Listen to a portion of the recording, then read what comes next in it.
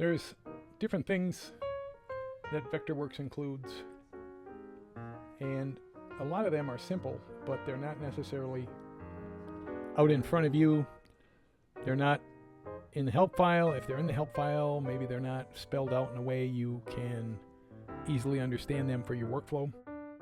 Let's take a look at a few of these things. You can kind of up your game with some relatively simple items. Most of these are going to be keyboard based, although you can find most of them in the pull down menus. The first one is the letter T. What we're going to do is we're going to go out here and we want to find the midpoint between two points, and there's nothing out there. It's not like I can come over here and find the top center, for example, of this. What we're going to do is we're going to come out here and we're going to pick this and we're going to hit the T. I'm not clicking on the point, I'm just hitting the T. I'm going to come over here and I'm going to hit the T over here. Now I'm going to kind of go out in the middle, and you can see there's a datum line, a mythical dashed invisible line, and right there's the midpoint. So if I start drawing a line, for example, I now have that midpoint and I can come out to here. Now it's interesting because I could draw a line here like this, and then I could find the midpoint of that line. Let's just delete this. And we're going to draw a line from the midpoint, and then we're going to let go here, get rid of that. Now again, we're going to go over here and we're going to pick this, and we're going to hit the T. We're going to come over here and hit the T, and then when we go out in the middle here, we see this point. We can start drawing a line from there. So the takeaway is use the datum. The datum can be set for kind of automatic locating if you hover over a point. I prefer to use the T key. Again, you come out here, let's pick this point, and let's pick this point, and then we come out in the middle, and you can see now it's shown us the midpoint. Again, this dashed line is created in between the 2 points that we selected by using the T key. Another key that lets us do some work quite quickly, we're going to stack up a couple things here. We want to pick one of these. Now obviously you're going to say, oh, it's easy right here, just pick the pink one or pick the green one. But if you're in a crowded area and you have multiple items, use the J key. I'm going to come up to this corner. Now I'm going to start by holding the J key. I see the cross, that means I want to pick something, and I click. And by holding the J key down, it gives me this choice, and you can see now I'm able to select some different things. Let's try it here with something that's a line. We're going to make the line a little fatter, but we're going to make it go to the back. So now I know it's there, but I don't necessarily have the ability to pick it. So we're going to come out to this point. We're going to be holding the J key down. When I get out there, I click, and it lets me select from a list. There's the line. Notice it's highlighted. I'm going to say OK, it's selected. At this point, I could say like group and edit group with everything else turned off. So now I can work on this item. I can go back. I can say ungroup. I can send it to the back again. Again, the takeaway here is we are in a little bit of a crowd. We can't tell what's going to be selected. If I just come up, I get the blue. If I hold the J key down and come to that corner and click, it gives me this list. So for example, I could go to this one. You can see the pink one is highlighted. I now have the pink one selected. I can say like move 2 feet, and there it is. On a similar note, there is a key called B key. It is the X-ray. Now I want to pick this green one in the back, but normally if I come up to the edge, I should be able to pick it. If I can't see it because it's in a rendered mode or it's covered by something, I can hold the B key down. Notice when I hold the B key down, everything is kind of exposed. I can come up in here and see how I can click on the edge, and now I got the green selected. I could do something like move, and I don't have to worry about picking something I do not want to select. The takeaway on that one is to hold the B key down. It is the X-ray. I'm going to go in here, and you can see I can click on that edge for the green. I have it selected even though it's underneath, and I can go on and do other editing or changes for the design. A couple other ways to look at some of your editing when you are moving around. The Z key is the loop. You can come in here, and if you want to pick something accurately, I'm just going to hit the Z. You see I zoom in. I can hit it twice. I zoom in some more, and I'm going to pick that corner. The Z key brings me back out again to where I was. Takeaway on that is you move the cursor where you want it to be or close, hit the Z key. You can hit it twice. When you click, it selects what's appropriate for your cursor position, then takes you back out to your same level of zoom and position. Now as an alternate, I prefer to use the C key. The C key is what I call the zoom and stay. So I can make a window. I hit the C key. Now I can get in here and maybe I can get in here and do something close up.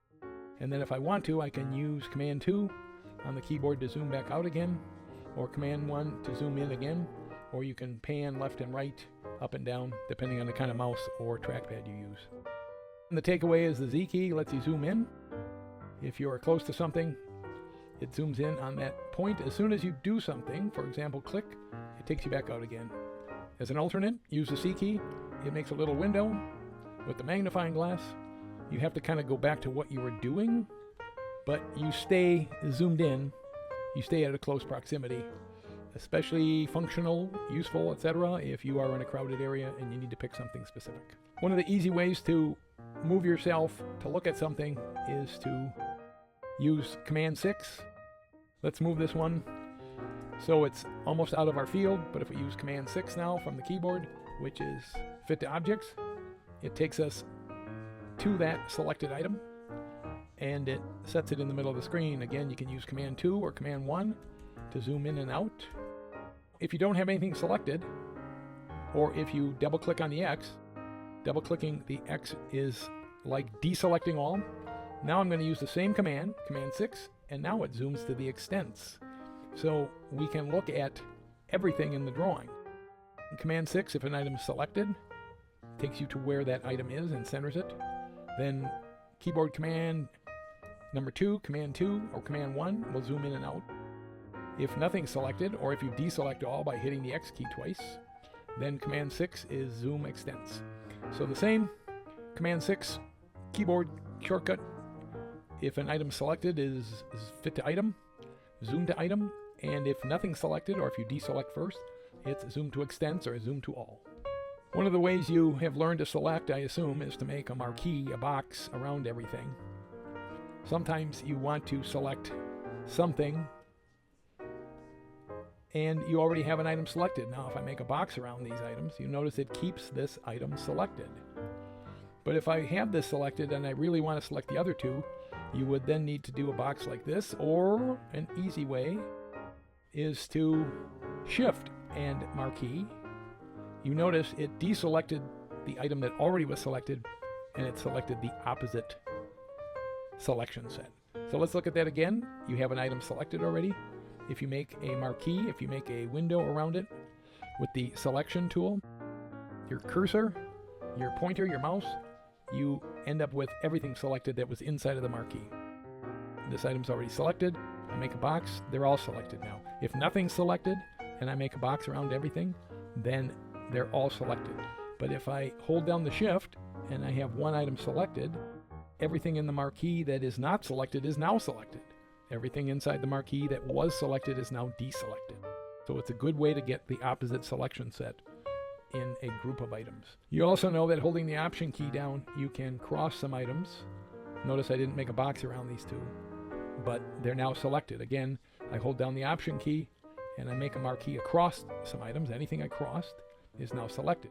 Now the same thing holds true if I do Shift Option and I cross a bunch of these things. Notice that the ones that were selected are now deselected. The one that was not selected is now selected. So it's a good way to reverse your selection set. And if you hold the Option and cross some items, you can see they all were crossed, so they're all selected. If I cross just some of these, you can see that they're selected. If I Shift Option and cross some items, it reverses the selection set.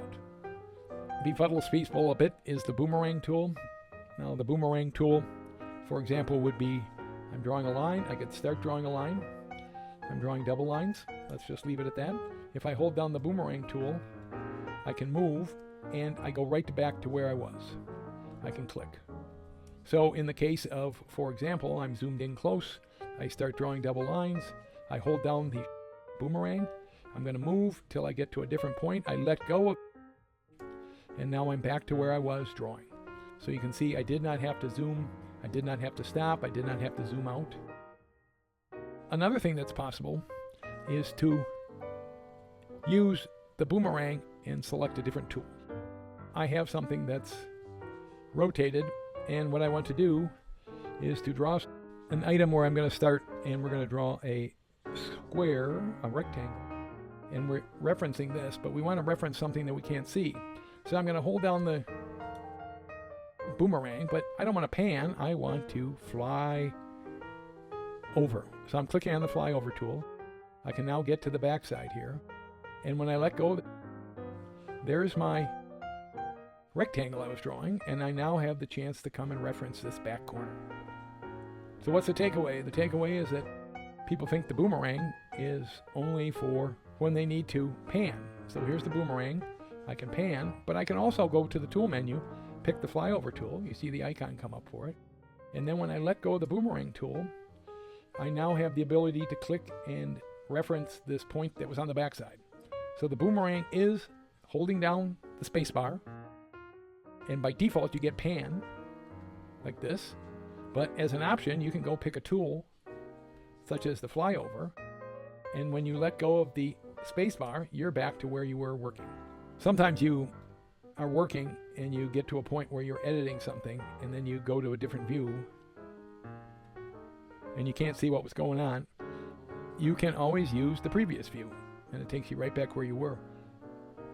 Or you can go forward and back to seeing the view you just had. These are arrows up on the menu, but they're also available from the keyboard depending on your workspace. Look under the view drop-down menu where it says next view, previous view. Next view, previous view. You are editing something and you all of a sudden realize that you shifted and it wasn't quite right. You want to go back to your original view. You can use the previous view and it takes you right back again. This also is an advantage. For example, if I'm in a group and I'm editing the group and I get out of the group, I can use the previous view to go right back into my edit group. I can go forward again by exiting the group, and then again I can simply say view, previous view. Notice I'm inside the edit group mode and I'm back to where I was editing, even though I had gotten outside of that group and I changed my view. So notice I'm a couple views out. I can just click previous view, and there I am. I can go back again, exiting, and see where I was. So what's the takeaway? Use the previous and next view. Typically the previous view is the key. Here's a keyboard command, or you can use this pull-down menu that lets you back up. And in many cases, you back up to where you were without having to go through several steps of getting there. Here's an easy bonus. When I'm typing text and I'm done, I simply save the drawing.